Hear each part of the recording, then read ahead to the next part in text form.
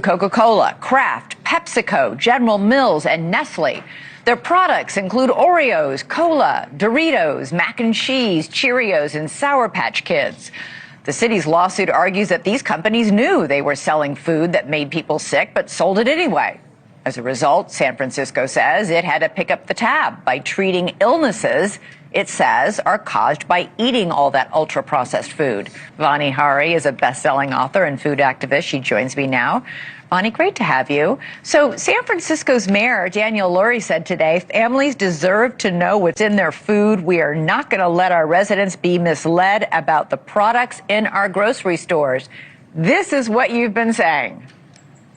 You know, this isn't just a lawsuit, it's a reckoning. The ultra-processed food industry is finally being held accountable for feeding disease and not nutrition. These companies didn't just sell products, they sold sickness, and the city of San Francisco is suing them for it. For years, our movement has been shining a light on these exact tactics the lawsuit describes.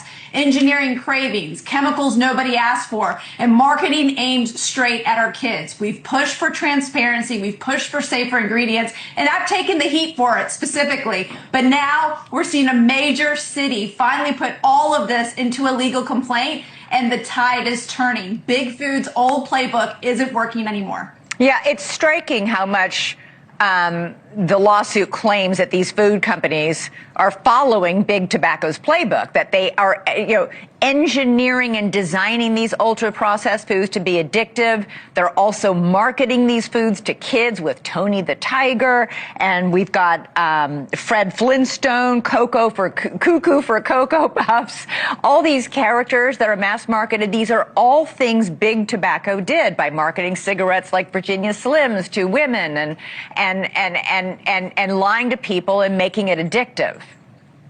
You know, this is a very spiritual movement. This is for humanity.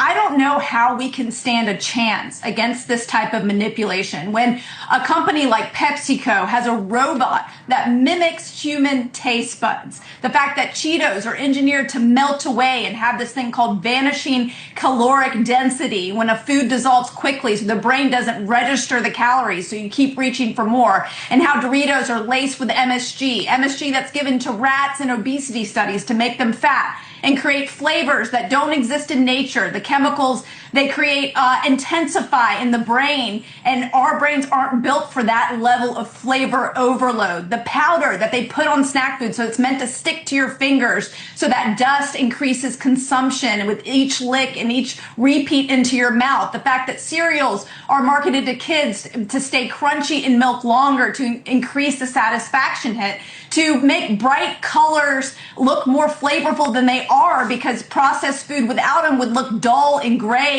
and nobody would eat them. The fact that emulsifiers and thickeners and sweeteners are combined you in yogurt convinced and me ice cream to hit your dopamine levels.